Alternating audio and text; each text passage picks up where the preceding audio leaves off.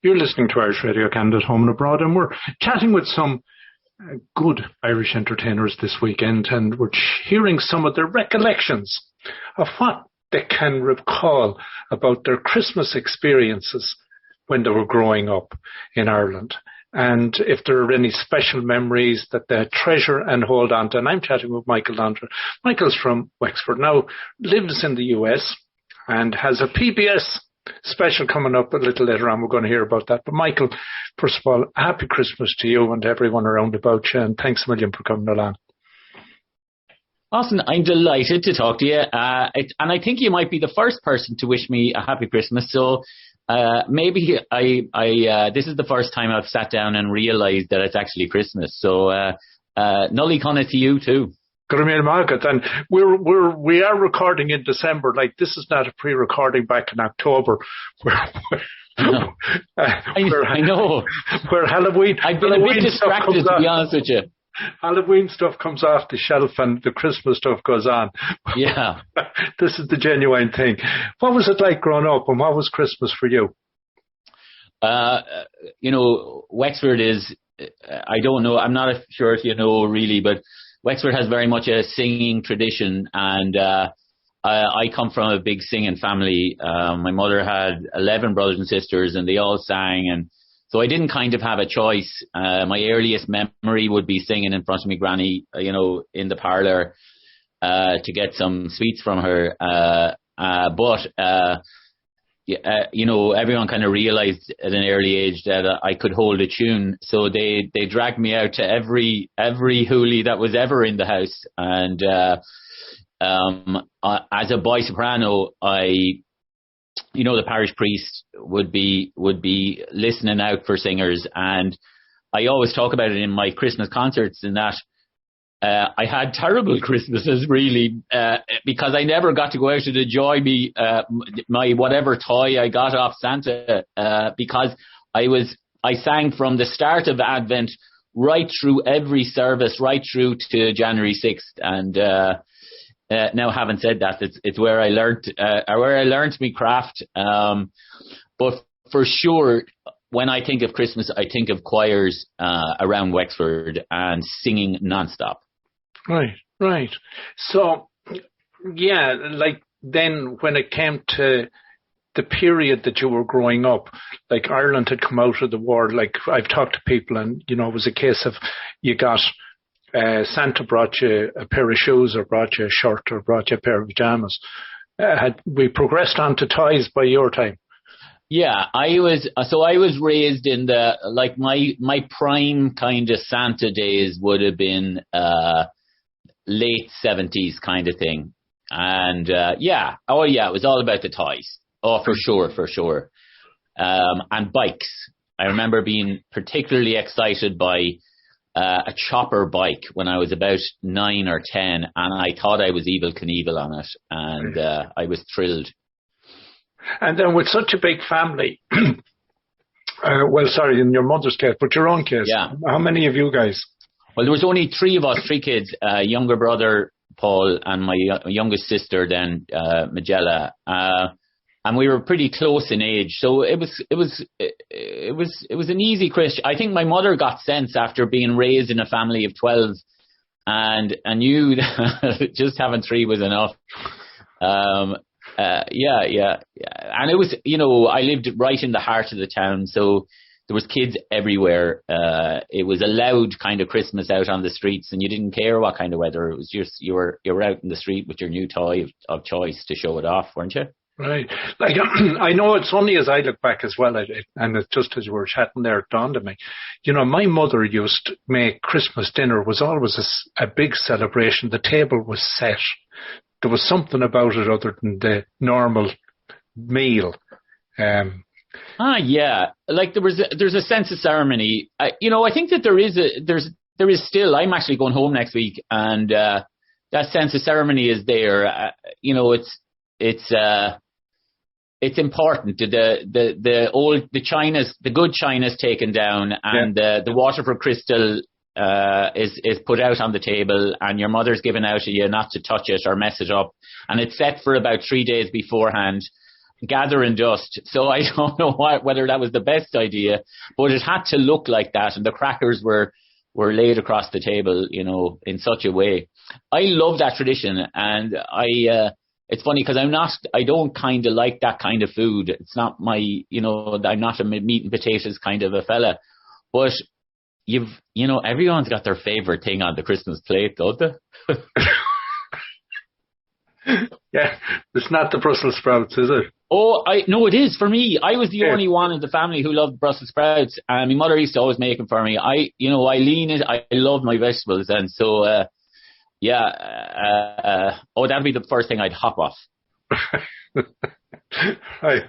So, given that again you were busy from a child, from Advent to Little Christmas, and as you say, it helped you hone your craft. This is a busy time of the year for you, or would normally be a busy time of the year for you, and the last 18 months would have been a real challenge. Yeah, I'm very lucky in that I'm involved in various different types of entertainment. So I don't rely on touring that much. And I was never a touring artist. I tour maybe 4 or 5 weeks of the year, but that'll be it. But I produce a lot of other things. And so I was very involved in that. And of course, this TV show that I have, really that's consumed most of the year. But I did actually go out on tour this year.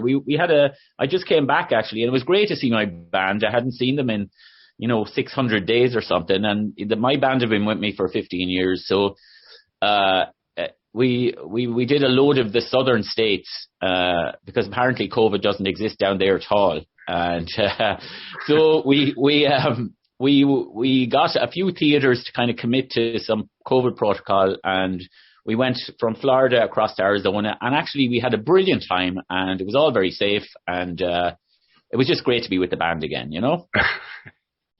So, the TV show, tell us about that.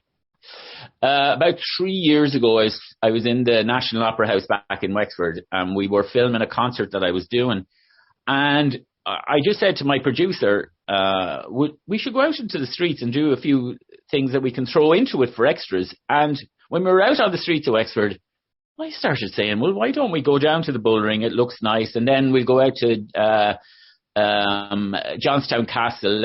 And about 3 days later, I said, well, this is kind of turning into a travel show. And then, I've hosted tours every year, once a year for a fan tour. Would come home to Ireland with me. And I thought I'd elevate it and make a series. And so, honestly, God, Austin, I had no idea what I was doing. Luckily, I had people with me who did, and a US crew and an Irish crew. And we went out and we filmed 6 episodes and sent it into PBS, and they loved it. And essentially, it's a travel show. Mm-hmm. But the hosts of the travel show, well, I'm the host, I guess. But I go to see every Irish artist in Ireland, and they host me, and they are part of Ireland, and we perform together. Or I'll get them to sing a song or dance, and because Ireland's greatest asset is its artists, you know, and so lo and behold, I got people like Nathan Carter and Celtic Woman and the High Kings and Bioga, and I'm lucky. I know everybody, and I'm able to call them up and strong arm them into getting on board. And so PBS loved it. It aired in the first season. Aired in 75% of the markets. It aired 4,000 times. We're amazed by that. And so Aer Lingus and CIE Tours and Tourism Ireland are now the sponsors, and we just finished season 2. We've just handed it over to PBS. Thank God, because I'm knackered. The work is done on season 2, and we start season 3 now in March. Fantastic. And it's, what's great, Austin, is I go home an awful lot. I'd be home 4 or 5 times a year, but now, now I have a sense of purpose going back, aside from just going home to drink pints in, Simon Lampert's and seeing my parents. And I've always felt like an ambassador, and now it's kind of elevated to, not only highlight Ireland, but also to highlight artists who maybe in North America wouldn't get a look in. And I've little kids on it who are brilliant, and I've storytellers from Donegal. I've got dancers from Dingle. I've got Shanno singers from Connemara. It's everything that's out there. I've got opera singers, because Ireland isn't only about traditional arts. It's a very modern country, and we want to highlight what's going on out there, and it's great, and I love it. It's the best thing I've ever done, and I'm super proud of it. Fantastic. So this side of the border, if anyone, it should be available in Watertown probably, or some of the.